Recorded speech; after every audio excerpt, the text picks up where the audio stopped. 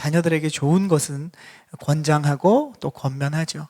자녀들에게 부모님들이 항상 이 자라나는 아이들을 위해서 꿈을 꾸라고, 꿈을 가지라고 이렇게 말을 합니다.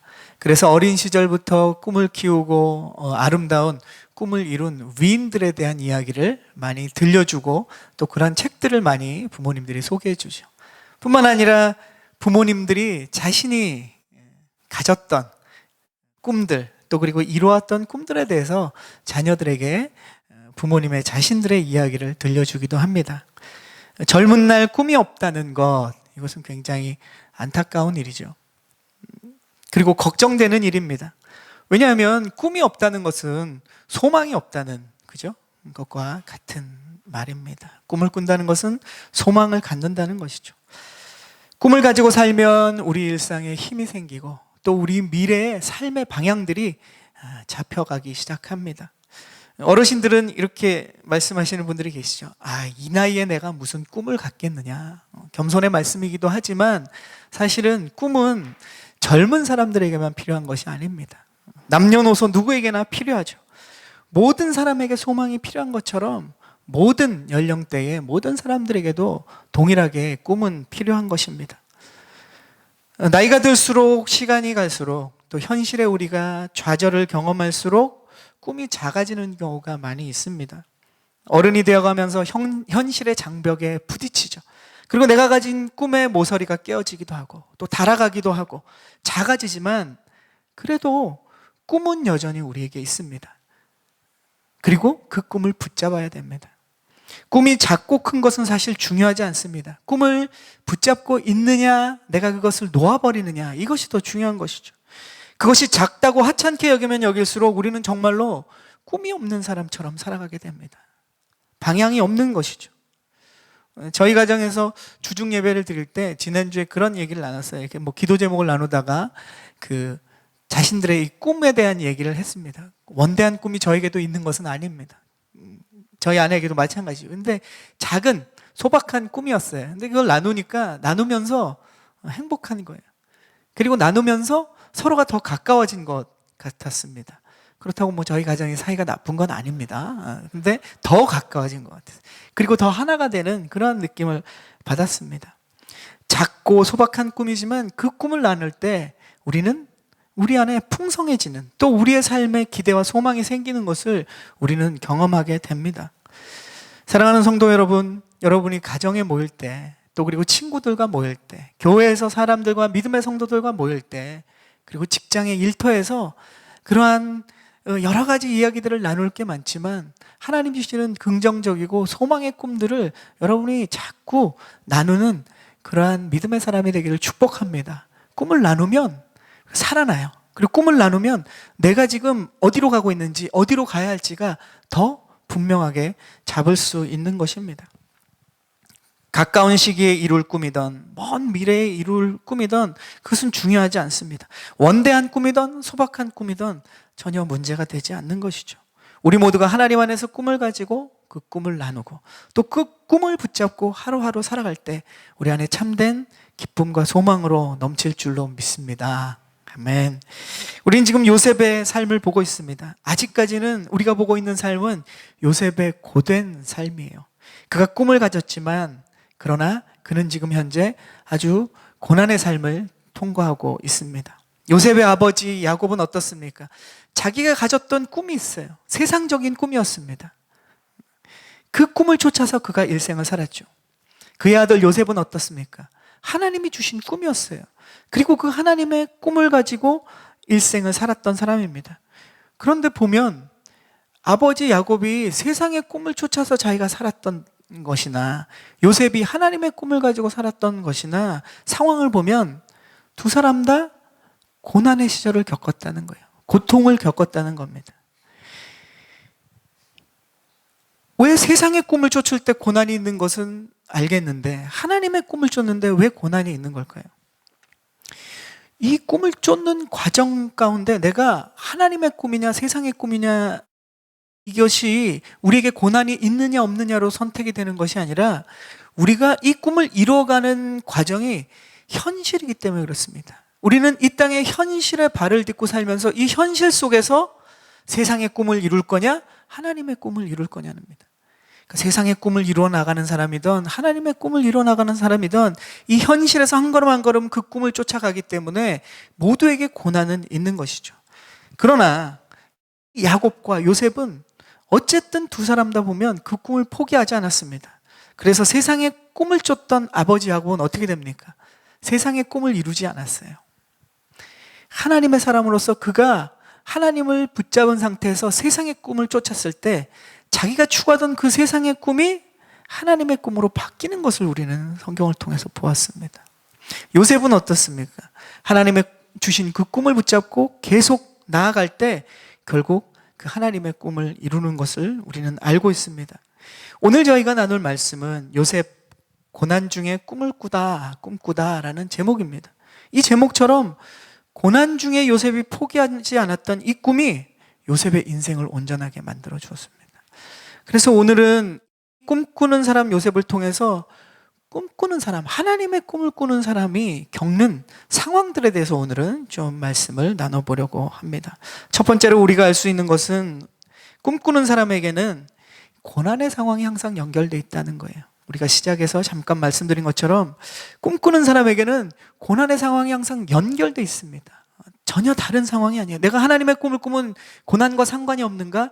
그렇지 않습니다. 고난과 연결되어 있다는 거죠. 함께 따라해 보겠습니다. 꿈꾸는 사람에게 고난은 연결되어 있다. 고난을 받는다는 얘기죠. 요셉의 별명은 꿈쟁이였습니다. 그는 꿈을 꾸는 사람이었어요. 그것이 그의 별명인데 이 꿈쟁이라는 별명은 사실은 믿음의 사람들이 아니면 하나님이 붙여준 별명이 아니죠. 요셉의 형들이 붙여준 별명입니다. 언제 요셉의 형들이 이 요셉에게 꿈꾸는 자다, 꿈쟁이라고 얘기를 했습니까? 오늘 우리가 읽은 말씀 이전에 보면 사실 형들이 이 가축, 양떼를 돌보고 양떼를 키웠죠. 그런데 요셉은 채색 옷을 입고 아버지 품에서 가족 안에서 이 양떼를 치는 일을 하지 않았습니다. 형들이 힘든 일을 하고 있었죠. 형들이 가축을 몰고 아주 멀리 그 목초지를 찾아서 떠납니다. 양을 치는 사람들은 하루 이틀 거리가 아니라 아주 멀리 갔다가 오랜 시간을 보내고 양들을 먹이고 돌아오는 그것이 이제 이 목축업의 성향이죠. 야곱이 아들들의 안부가 궁금했을 때 굉장히 오랫동안 돌아오지 않았나 봅니다. 자기가 가장 아끼는 품 안에 두었던 요셉을 가서 형들의 안부를 물어보라라고 이야기합니다. 그리고 보내죠. 아버지의 말씀에 순종해서 형들을 만나러 간 요셉은 이제 그 이전과는 전혀 다른 삶을 살게 됩니다. 가족에서 평안한 삶을 떠나서 이제부터 고통의 삶이 시작이 되었던 거죠. 말씀에 보면 형들은 요셉을 미워해서 날마다 요셉에게 안부를 묻지 않았다라고 성경은 기록합니다. 날마다 집안에서 안부를 묻지 않는 형들을 찾아서 그 먼 곳에 가서 요셉이 안부를 묻는다는 것은 어떤 것입니까? 요셉에게 위험한 상황이 시작된다는 것을 보여주는 것이죠. 형들이 집안에서도 안부를 묻지 않는 그런 상황에서 형들에게 그 평안을 물으러 가는 요셉을 보여주는 건 이제 요셉이 고난이 시작된다는 겁니다. 요셉이 살았던 이 아버지와 함께 살았던 헤브론에서 형들이 지금 목초지에서 지금 양들을 치고 있는 곳이 도단이었는데 거기까지는 60마일 거리입니다. 그러니까 양치러 인근에 가는 게 아니라는 건 아시겠죠? 100km 이상 되는 곳을 이제 양을 치러 양에게 이 풀을 뜯기러 쭉 돌아다니는데 요셉이 그 형들을 찾아갑니다. 잘 지내는지 아버지 말씀에 순종해서 가죠. 그런데 찾아가는 과정을 보면 그냥 한 번에 찾아가는지 아니에요. 어디에 있는지 내비게이션이 있는 것도 아니지 않습니까? 주소가 정확한 것도 아니고 그 광야에 목초지를 찾아서 형들을 찾아서 가는데 묻고 또 이게 찾아서 겨우겨우 형들을 만나게 됩니다. 그렇게 힘들게 형들에게 안부를 묻고 인사를 하러 간 요셉에게 형들은 어떻게 반응합니까? 보자마자 형들은 딱 결정을 합니다. 동생이 왔다. 요셉이 왔다. 죽여버리자 이겁니다. 이렇게 힘들게 형들을 찾아간 요셉에게 이 형들이 보여주는 이 반응은 바로 아버지의 집도 아니고 고향도 아닌 이 낯선 땅에서 아무도 보지 않는 곳에서 동생을 죽일 기회로 삼는 것이죠. 이런 상황을 보면 형들의 분노가 얼마나 컸는지도 알 수 있지만 사실은 뿐만 아니라 더 중요한 것은 이 형들이 가진 분노와 이것이 얼마나 그들의 악함을 드러내는지를 보여줍니다.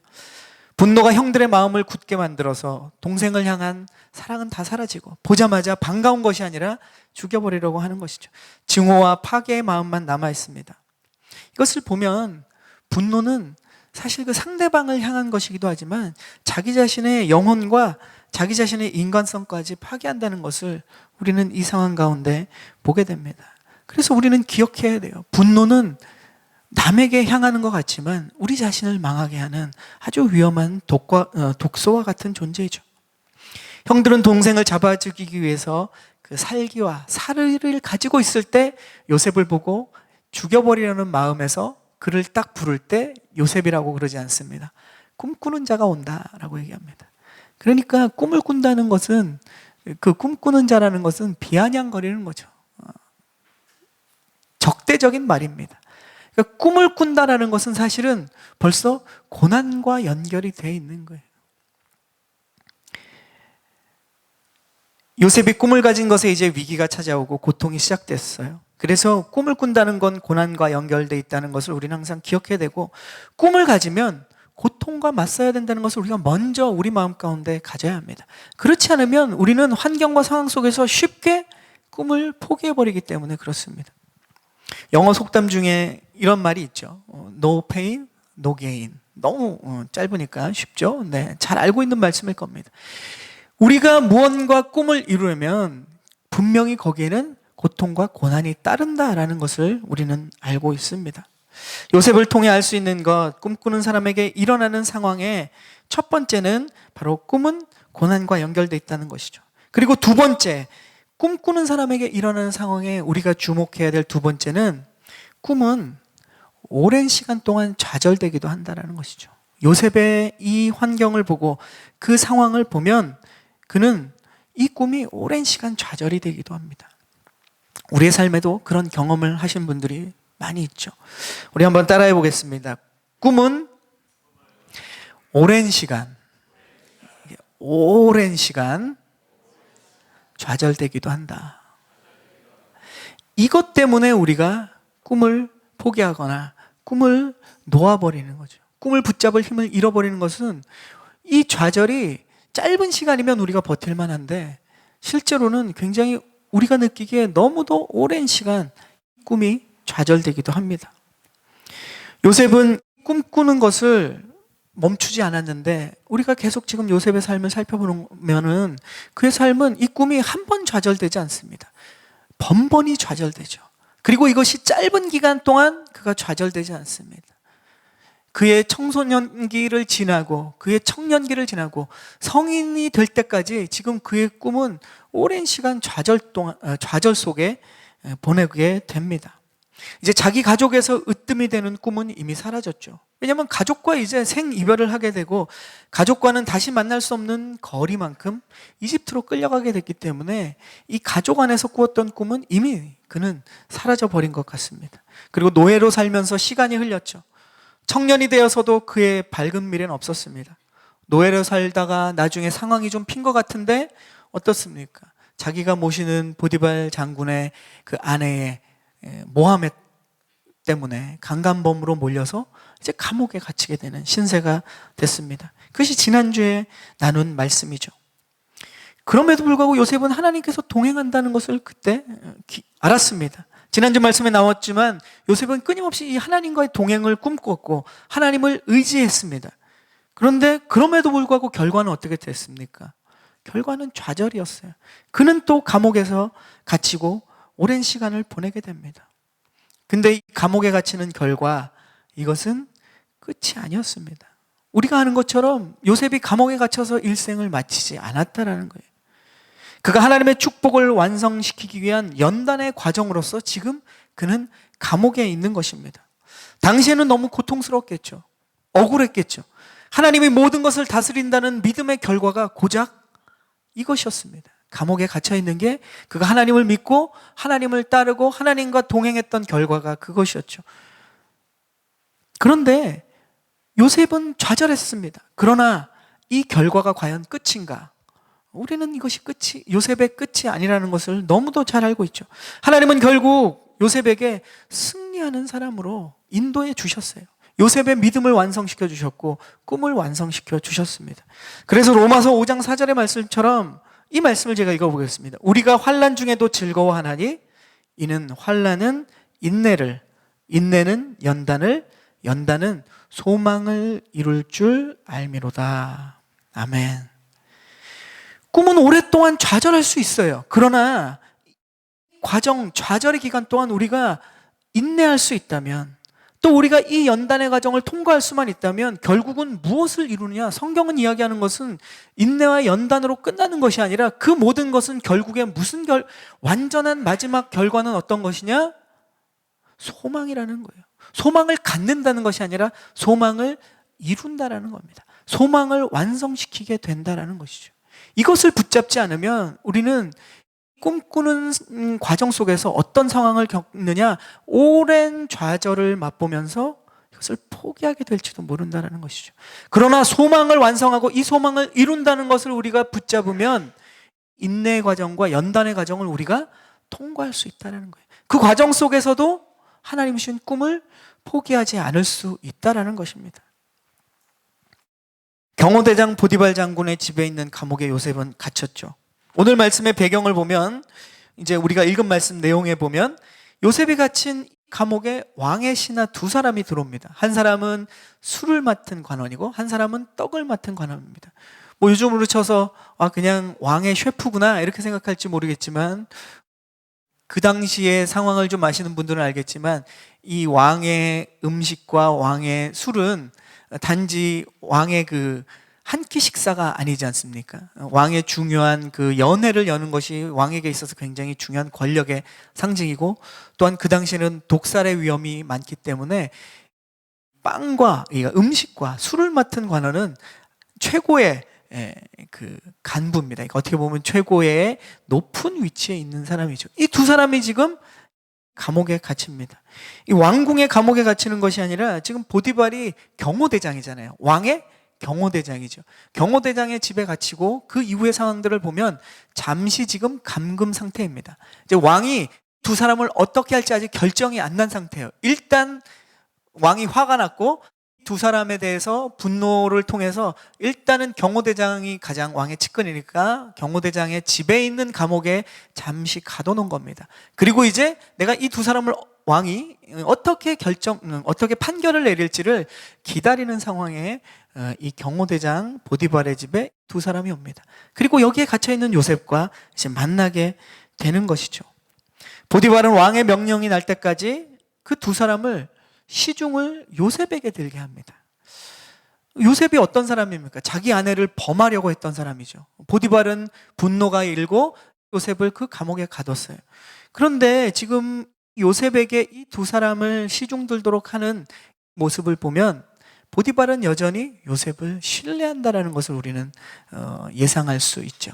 그가 실제로 그 요셉이 아내에게 그러한 성추행을 하려고 했던 것을 안 믿었을 수도 있고, 아내의 얘기를. 그러나 어쨌든 아내의 이야기 때문에 그렇게 감옥에 가뒀을 수도 있고, 아니면 요셉이 그런 행동을 했을지라도 그가 우리가 아는 말씀처럼 감옥에서 성실하게 그가 일을 했고 감옥의 간수장이 요셉에게 모든 것을 다 맡겼기 때문에 보디발도 여전히 요셉의 어떠한 그 성실함과 일을 처리하는 것에 대해서 인정을 해주는 거죠. 그러니까 왕의 신하 두 사람이 왔을 때 두 사람을 아직 어떤 판결이 난 상황이 아니기 때문에 잘 대접을 해야 됩니다. 보디발도.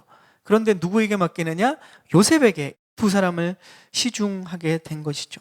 요셉은 그렇게 인정을 받은 것 같아요. 그 과정 가운데 오늘 읽은 말씀에 보면 두 사람이 이상한 꿈을 꿉니다. 그리고 해석할 수 없는 그러한 꿈을 꾸죠. 여기에 나오는 꿈은 실제로 우리가 잠을 자면서 꿈을 꾸는 것입니다. 우리가 지금 계속 보고 있는 하나님과 어떤 소망을 가진 그 꿈보다 더 실질적인 잠을 자면서 꾸는 꿈이죠. 이 두 사람이 지금 꿈을 꿨는데 이것을 풀어줄 사람이 없는데 요셉이 이 두 사람의 꿈을 풀어주죠.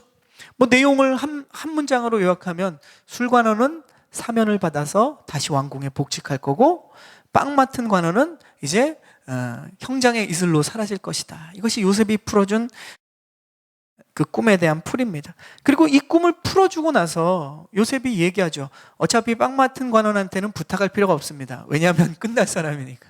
근데 이 술관원은 왕궁에 복직을 하게 될 사람이에요. 요셉은 지금 감옥에서 풀려나갈 가능성이 없습니다.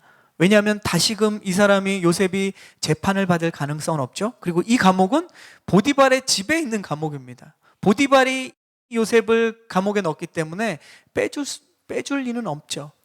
유일하게 요셉이 만약에 감옥에서 풀려날 수 있는 건 뭡니까?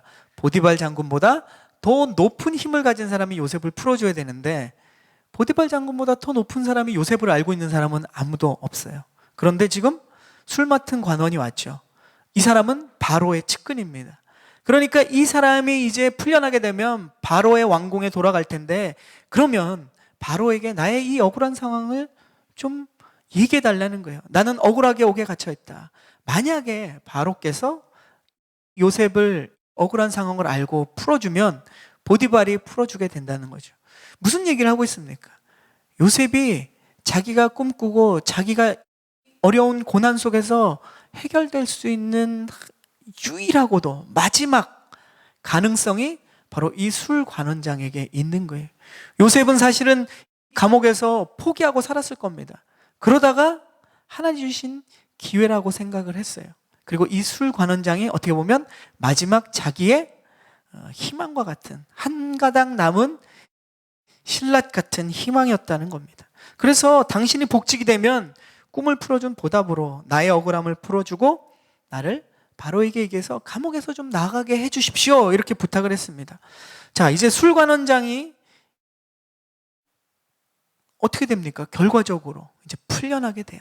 그리고 바로의 왕궁으로 다시 돌아가게 됩니다. 요셉은 기대했죠. 자, 이제 꿈을 풀어준 그대로 술 관원장은 왕궁으로 돌아가서 어떻게 행동하는가? 우리가 읽은 말씀 중에 마지막 절에 나옵니다. 23절 말씀인데 우리 23절 말씀 함께 읽겠습니다.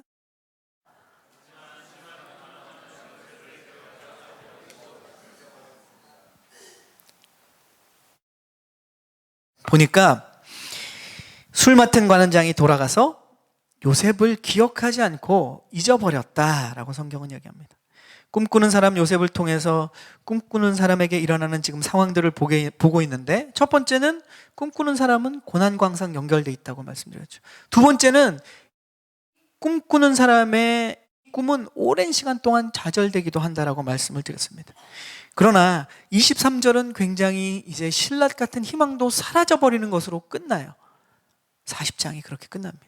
그런데 세 번째, 꿈꾸는 사람에게 일어나는 상황, 세 번째는 가장 중요한 것입니다. 말씀은 그렇게 끝나지만 거기가 끝이 아니라는 거죠. 꿈꾸는 사람에게 기회는 결국 찾아옵니다. 그리고 그 기회는 결국 이루어진다는 것이죠. 우리가 마지막이니까 함께 힘차게 따라가 보겠습니다. 꿈을 꾸는 사람에게 기회는 결국 이루어진다. 네, 그 기회는 찾아오고 결국 이루어져요. 사실 요셉이 볼 때 이 술관원장의 석방이 자기의 옥에서 풀려날 수 있는 유일한 기회였는데, 요셉이 볼 때는 이미 이제 그것도 끝나버렸어요. 왜냐? 술관원장이 까맣게 잊어버렸어요. 얼마 동안 잊어버렸습니까?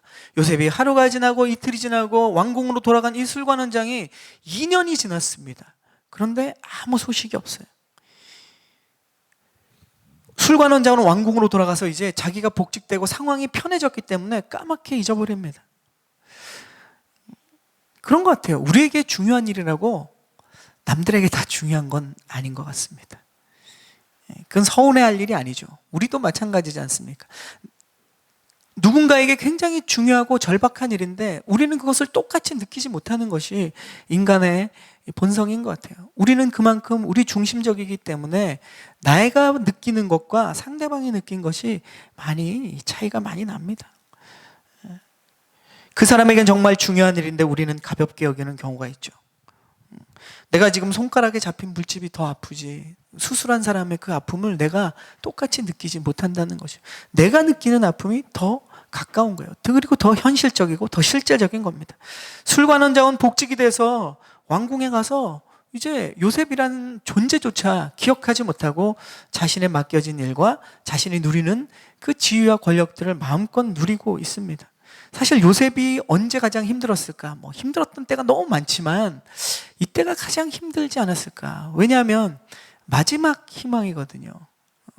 요셉이 옥에서 풀려날 수 있는 마지막, 아예 희망이 없었다면 모르겠지만 하나님 신 희망이 왔는데 그 희망마저 사라져버릴 때, 이것이 마지막이라고 생각했는데 그 마지막이 사라져버릴 때 우리에게 가장 그것이 절망이 아닐까 생각이 됩니다. 자신에게 주어진 유일한 기회 같았는데 그 기회가 사라진 것으로 알았습니다. 요셉은 사라진 것으로 알았어요. 그러나 우리가 이제 이 40장을 넘어서 41장이 되면 어떻게 됩니까? 요셉은 이제 자기가 마지막 기회가 사라진 것으로 알았어요. 포기해버렸습니다. 2년이 지나갔어요. 그런데 하나님의 역사가 거기서 일어납니다. 술관원장이 요셉을 잊어버리고 이 사실과 상황을 다 잊어버리니까 어떻게 됩니까? 하나님이 사건과 상황을 만드세요. 그리고 하나님이 술관원장에게 요셉을 기억하게 만들어버립니다. 이것이 하나님의 역사인 거예요. 자연스러운 세상의 흐름대로 일어난다면 우리는 하나님의 역사라는 것을 자꾸 잊어버려요. 그렇게도 하나님이 역사하시는데 우리는 그것을 잊어버리고 산다는 것이죠. 때로는 이런 상황, 요셉과 같은 상황이 있습니다. 세상의 흐름으로는 아무것도 이루어지지 않는데 하나님이 본격적으로 일하기 시작할 때 우리는 느끼게 되는 거죠. 하나님이 하셨다. 사실 그것 외에 모든 세상의 흐름 속에서 하나님이 하신다는 것을 우리가 고백하고 느끼고 이렇게 이해해야 되는데 우리가 잘 그러지 못하니까 하나님이 이러한 일들이 또한 일어나는 것이죠.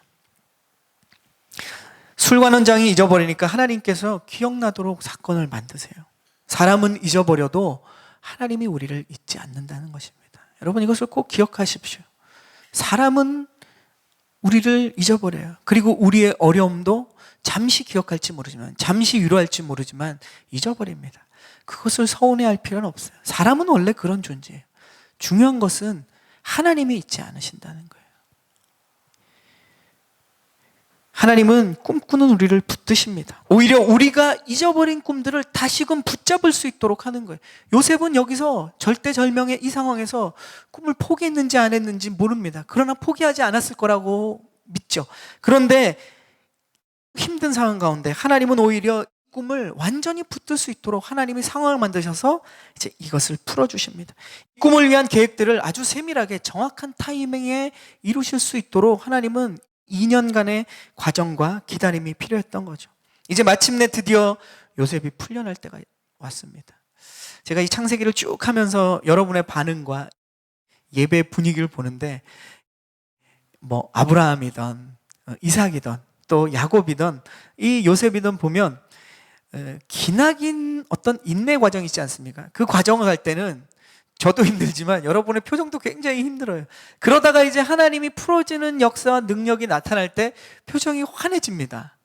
그런데 제가 바라고 우리 모두가 바라는 것은 이 고난과 어려움의 과정 속에서 우리의 표정이 밝았으면 좋겠어요. 아이러니한 거지만 사실은 우리는 이것이 환경이 피는 순간은 굉장히 짧은 순간이고 어쩌면 굉장히 오랜 시간 뒤에 일어납니다. 그런데 하나님이 왜 이러한 말씀들, 기나긴 인내의 과정과 고통의 과정들을 왜 우리에게 보여주십니까? 이 과정들이 우리에게 훨씬 길어요. 그리고 이 과정은 우리가 견디기 어려운 과정입니다. 하나님의 말씀을 통해서 우리가 말씀하시는 것은 그 과정들 속에서 우리가 희망을 갖고 소망을 갖고 환경은 어렵지만 기대하라는 거예요. 기대하면 어느 정도 밝아지지 않겠습니까? 네. 요셉의 지금 힘든 과정이 이어졌는데 이제 41장부터 본격적으로 하나님이 그 하나님의 때에 이제 이루어주기 시작하시는 거죠. 할렐루야. 네. 이 풀어질 때만 기뻐하는 것이 아니라 고난 속에서도 이러한 하나님의 소망 가운데 우리가 좀 더 기쁘고 더 믿음 가운데 나갔으면 좋겠어요. 이제 마침내 드디어 요셉이 풀려날 때가 됐습니다. 모든 고통과 서러움을 벗어날 때가 됐죠. 꿈꾸는 사람으로서 형제들로부터의 고통, 충성을 다했던 보디발 장군으로부터의 오해, 그리고 술관원장의 이 무심함에서 벗어나서 이제 하나님께서 그의 꿈을 고통 가운데 꾸었던 그 요셉을, 꿈꾸었던 요셉을 이제 완성시켜 주시고 세워 주십니다. 지금 내가 붙잡고 있는 꿈도 또 소망도 지금 상황에서 보면 요셉처럼 전혀 다른 방향으로 흘러갈 수 있어요. 여러분의 방향이 그렇게 흘러갔을 수도 있습니다. 그리고 오히려 현실은 점점 더 꿈이 이루어질 환경과는 멀어지는 것 같은 그런 상황으로 여러분이 가고 있는지도 모릅니다. 그러나 요셉을 통해서 하나님은 우리에게 말씀하고 계십니다. 꿈을 꾸는 사람에게 기회는 결국 찾아오고 그 기회는 하나님이 이루실 것이라는 것을 우리에게 약속해 주십니다. 아멘. 우리는 이걸 믿어야 돼요. 환경을 믿는 것이 아니라, 상황을 믿는 것이 아니라, 고난이 없는 것을 믿는 것이 아니라 그 속에서 하나님께서는 그 꿈을 붙들라라고 말씀하시는 것입니다. 꿈을 꾸는 사람에게 기회는 결국 찾아오고 이루어진다는 것이죠. 오늘 말씀을 정리하겠습니다. 하나님께서는 우리에게 끊임없이 꿈꾸는 자가 되라고 하시는 거예요. 환경을 넘어선 꿈을 꾸는 사람에게 하나님의 역사가 일어나기 때문에 그렇습니다. 형들이 비웃으면서 요셉에게 얘기했죠. 저기 꿈꾸는 자가 온다. 세상이 우리에게 그렇게 얘기할 수 있어요. 아니면 여러분의 가족이 그렇게 얘기할 수 있어요. 여러분의 주위 사람이 그렇게 얘기할 수 있습니다. 꿈꾸는 자다 너는.